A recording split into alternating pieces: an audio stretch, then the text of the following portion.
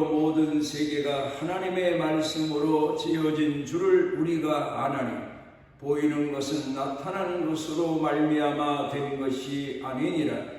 믿음으로 아벨은 가인보다 더 나은 제사를 하나님께 드림으로 의로운 자라 하시는 증거를 얻었으니 하나님이 그 예물에 대하여 증언하시니라. 그가 죽었으나 그 믿음으로써 지금도 말하느니라. 믿음으로 에녹은 죽음을 보지 않고 옮겨졌으니 하나님이 그를 옮기심으로 다시 보이지 아니하였느니라. 그는 옮겨지기 전에 하나님을 기쁘시게 하는 자라 하는 증거를 받았느니라.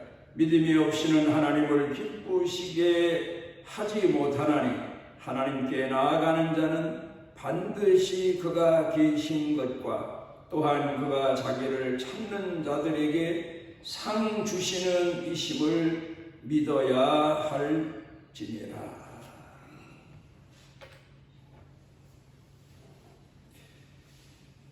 오늘은 1년 중에서 우리 천산중앙교회가 설립된 지 37주년 되는 기념 주일입니다.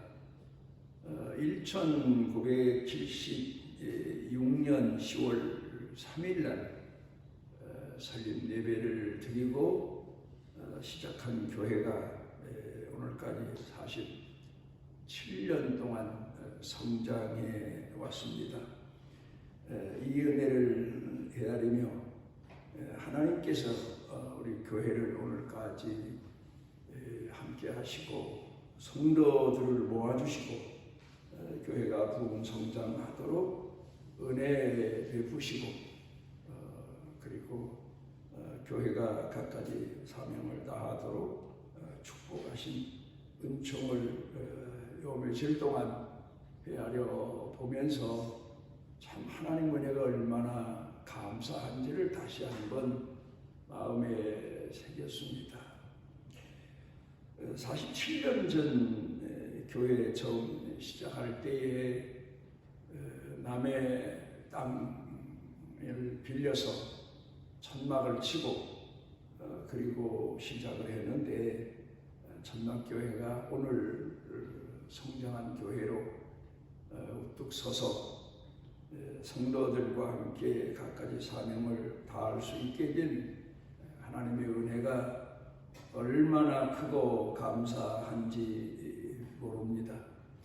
이 기념 주일날 저는 다시 한번 믿음의 조상들이 살아온 깊은 신앙의 과정을 생각하면서 우리들도 이제 우리 자신의 신앙도 지켜야 되겠지만 끝까지 지키고 믿음으로 승리해야 되겠지만 우리 자손들 신앙을 위해서 우리가 하나님 앞에 오늘을 어떻게 살아야 될 것인가를 돌이켜 생각해 봅니다. 지난 주간에도 야곱에 관한 내용의 말씀을 드렸는데 야곱의 신앙으로 돌아가서 보게 되면은 야곱은 그 외삼촌 집에 가서 한 20여 년 동안 살다가 하나님이 다시 권고하셔서 그 조상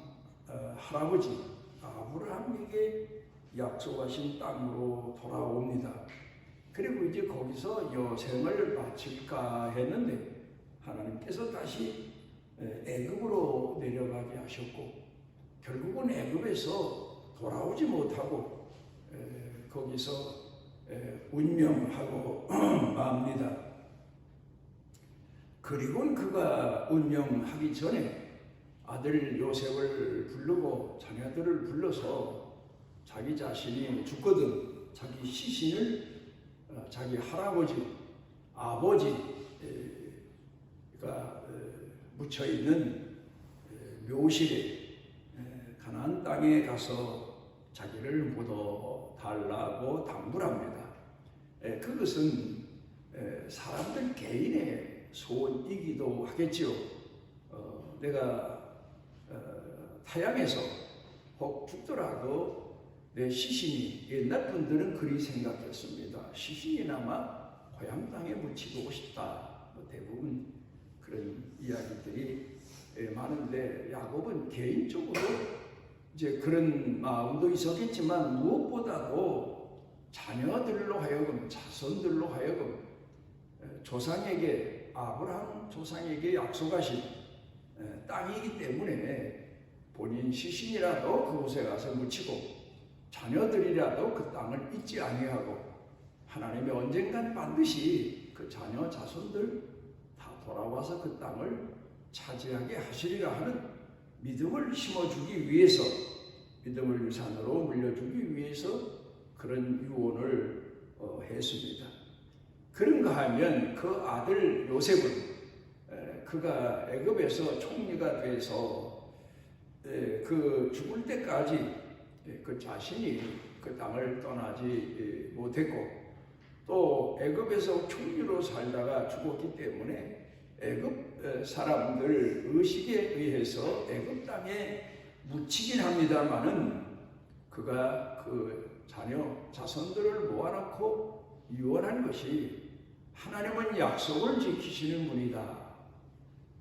그러니까 앞으로 하나님께서 때가 되면 이 애굽 땅에 내려와서 나그네 삶을 살고 있는 우리 히브리 민족을 반드시 가나안 약속의 땅으로 가게 하신다. 그러니까 그때에 너희가 떠날 때 반드시 잊지 말고 내 해골을 가지고 가서 내 조상 묘실에 나도 거기 묻혀 있게 하라. 이제 그런 유언을 합니다.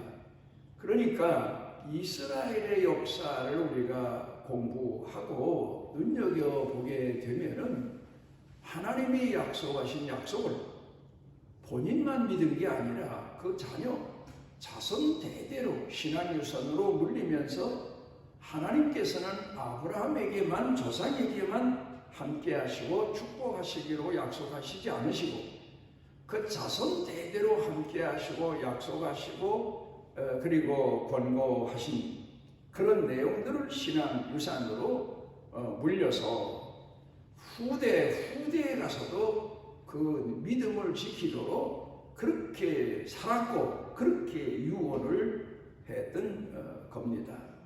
이제 교회의 시작은 마치 농사의 시작과 같지 않나 그렇게 생각을 해봅니다. 옛날에는 농사하면은 그렇게 복잡하진 않았습니다. 간단한 몇 가지 조건이면 농사가 됐습니다. 땅이 있고 종자 씨앗이 있고 그리고 사람만 있으면 농사가 되는 줄 알았는데 어느 때부턴가 이제 더 많은 소출을 내기 위해서는 비료가 필요하다는 거름 비료가 필요하다는 사실을 절실하게 느껴서 이제 비료를 생산하기 시작했고 그리고 이제 농사를 계속해 왔는데 그런데 점점 세상이 변화되면서 병충해가 또 대단해지지 않습니까? 그래서 농사에는 씨앗이 필요하고 그 다음에는 비료가 필요하고 그 다음에는 농약이 필요하구나 그렇게 생각했는데 그런데 또 보니까 사람의 노동력으로만 농사하던 것이 이제는 부족해서 기계화된 그런 혜택을 누리게 됩니다. 그래서 기계화된 농사, 그런 농사를 계속하게 됐는데 제가 이 초록리 지역에 와서 옛날 농법과 또 다른 방법 하나를 발견한 것이 바로 뭔가 하면 토질의 문제입니다. 객토라고 했던가요? 그러니까 몇 년 동안 농사를 지면 그 흙이 점점 말하자면 늙어서 제대로 소출을 처음만큼 내지 못해서 이제 농사 짓지 않던 흙을 파다가 그 위에 좀 더 덮어서 흙 위에서 농사를 짓게 했던 겁니다. 그런 걸 보면서 여기 지역 분들의 농사는 선진화된 농사라고 그런 생각을 합니다. 그 다음에 기술이 필요했고, 그런데 또 하나 조건이 붙었습니다. 우리 사회가 농경 사회에서 산업 사회가 되다 보니까 도해지 사람들에게 농산품을 판매해야 될 문제가 생겨서 판매 문제, 이런 아주 복잡한 문제로 점점 더 발전되어 가는 걸 보면서 우리 신앙인들이 이런 농법을 보면서 많이 배워야 되겠구나.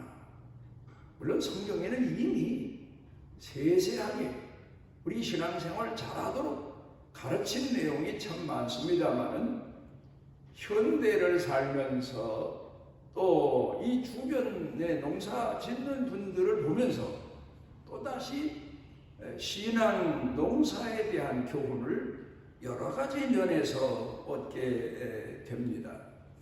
먼저는 씨앗의 개량 품종인 것 같습니다. 옛날에는 참농사기가 얼마나 힘들었습니까? 인력으로만 겨우 혜택을 보는 게 짐승 집안에 기르는 소의 혜택을 보는 정도. 어느 지역에서는 말이 또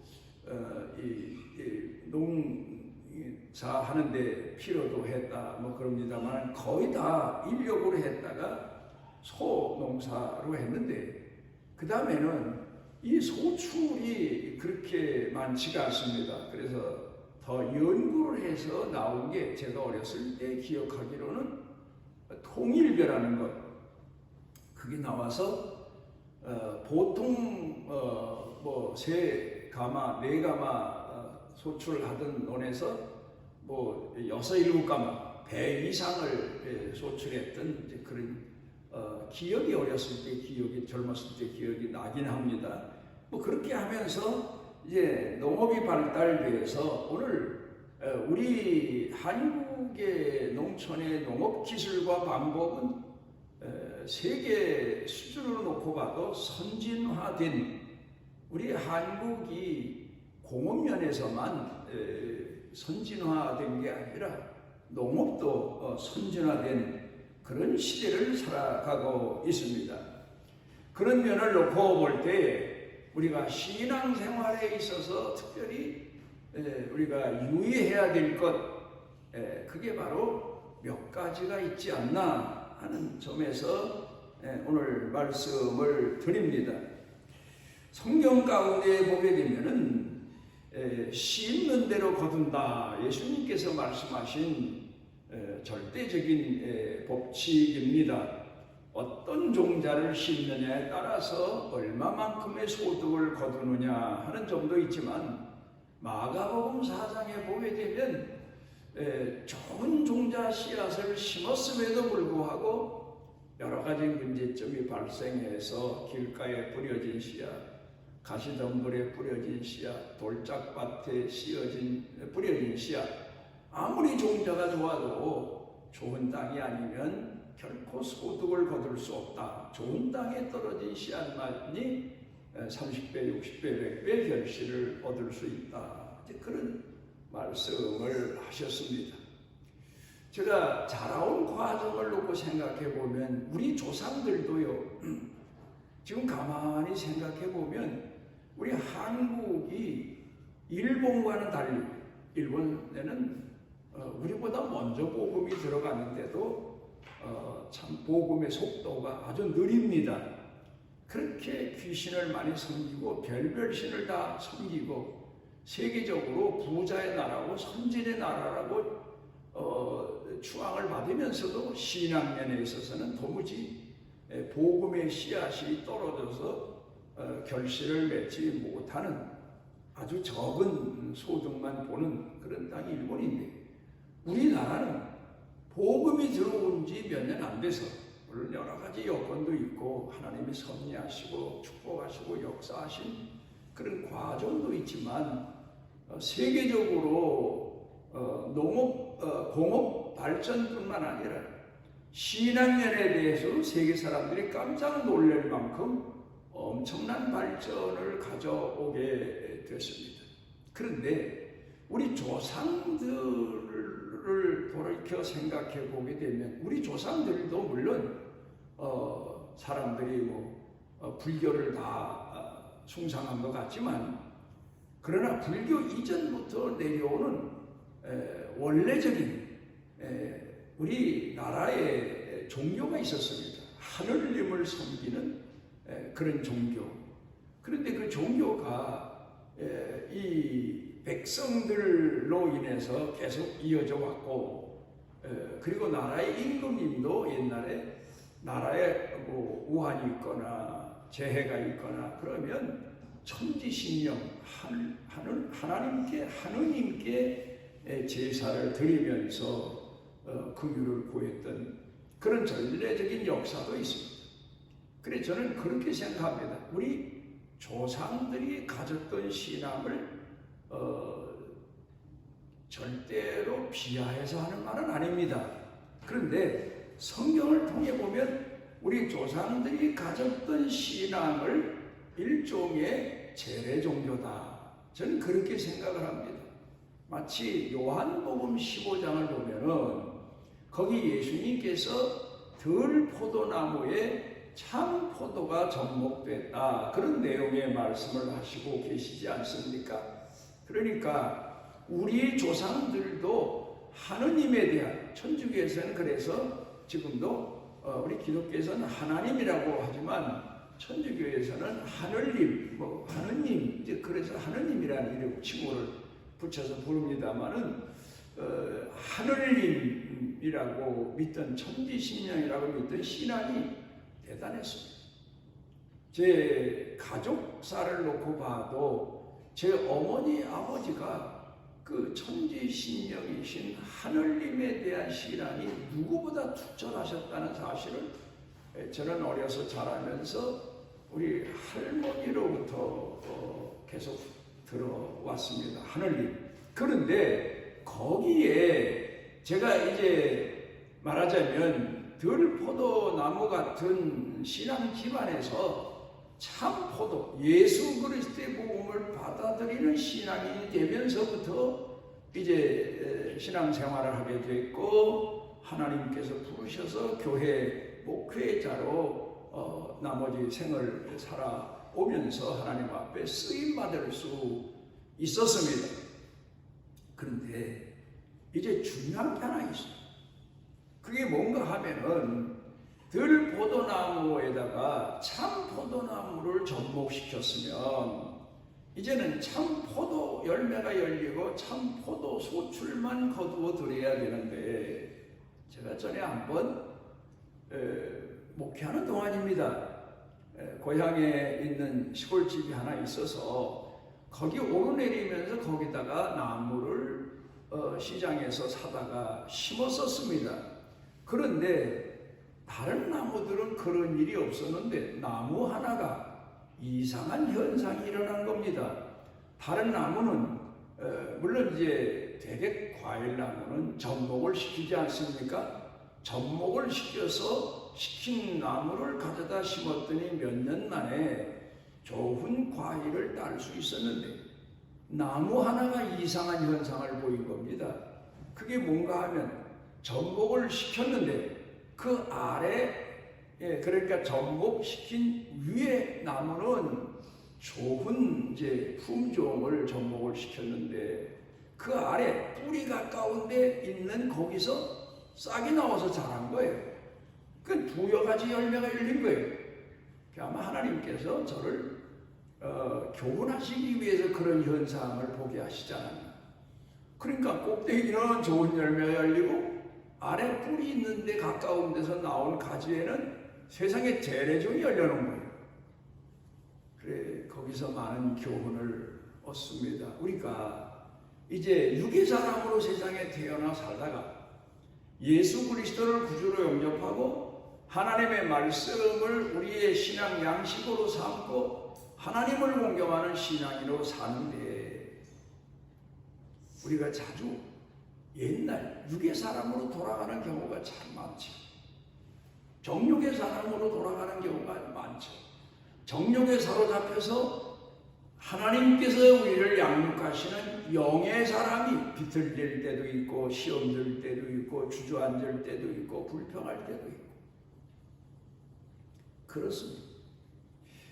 그런 과정을 우리가 지금 거치고 있지 않나. 그래서 우리가 오늘 이 시대를 살면서 늘 깨어서 신앙생활해야 될 게 사도 바울이 그런 내용을 권고했죠. 고린도전서 9장 27절 가운데 내가 육의 사람으로 세상에 태어나서 오늘까지 자라왔는데 그러다가 예수님이 나를 부르셔서 내가 복음의 사람이 되었고 하나님의 사람이 되었고 비로소 하나님의 사도로 오늘을 살지만 나는 매일같이 내 자신 육의 사람, 정욕의 사람을 쳐서 복종케 한다.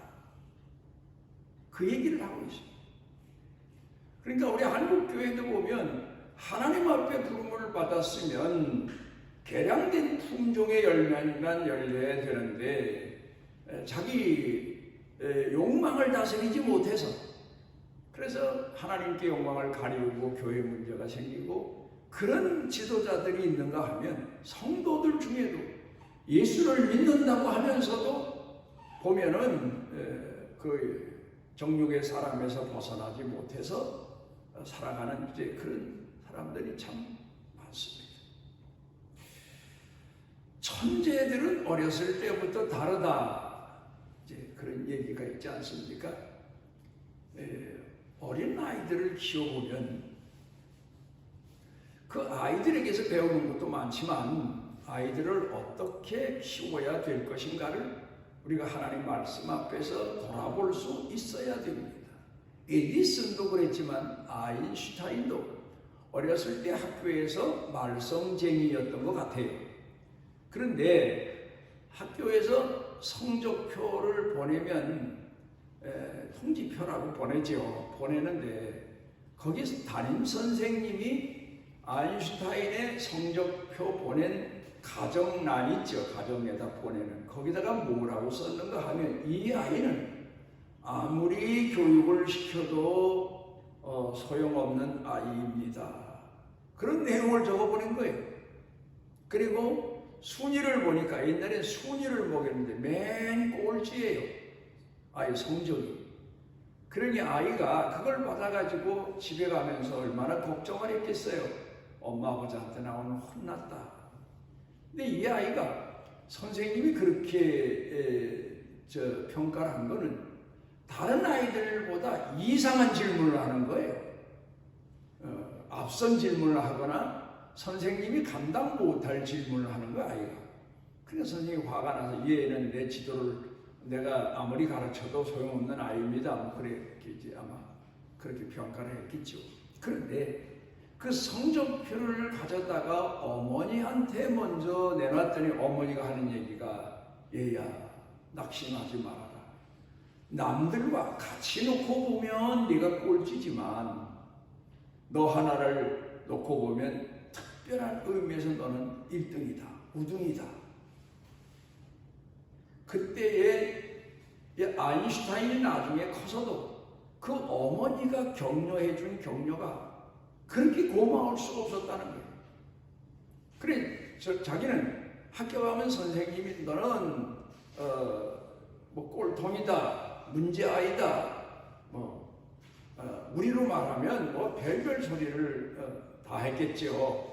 그런데 어머니는 아니다. 다른 아이들과 똑같이 놓고 보면 네가 꼴찌일지 몰라도 너는 특별한 면에 있어서는 네가 1등이다, 우등이다, 다른 아이들이 너 못 따라온다. 그리고 격려해 준 거예요. 그래서 이 아인슈타인이 그 다음부터 용기를 얻고 그리고는 이제 성장하면서 연구에 집중해서 유명한 세계적으로 많은 공헌을 하는 과학자가 되지 않습니까? 그런데 이제 우리 같으면 그런 성적표를 자식들이 받아가지고 어머니한테 내밀면 아마 요걸 뭐 우리말로 말하면 바가지로 했을 거예요. 그래 내가 뭘 했냐? 공부하라고 했지. 너 학교 가서 선생님 말씀 잘 들으라고 했지. 너 집에서도 말씀 부리고 학교 가서도 말씀만 부리고 이러면서 있는 대로 아이를 아마 주눅들게 했을 겁니다. 그래서 우리의 교육 방법은 옛날 교육 방법은 어렸을 때부터 모범생이라야 이 다음에 크면은 모범 인간으로 성숙한 사람으로 사는 줄로 생각했지만 어렸을 때의 세상에 감당 못하는 아이들이 있어요. 이런 아이들을 잘 살펴서 잘 키우면 그 아이가 오히려 보통 사람보다 훌륭한 일을 많이 해낸 그런 얘기도 우리나라에도 없잖아 있어요. 그런데 바로 그겁니다. 제 자신이 이제 돌이켜 생각해 보면 옛날에 제가 우리 아이들 키울 때에도 그 수준이었어요.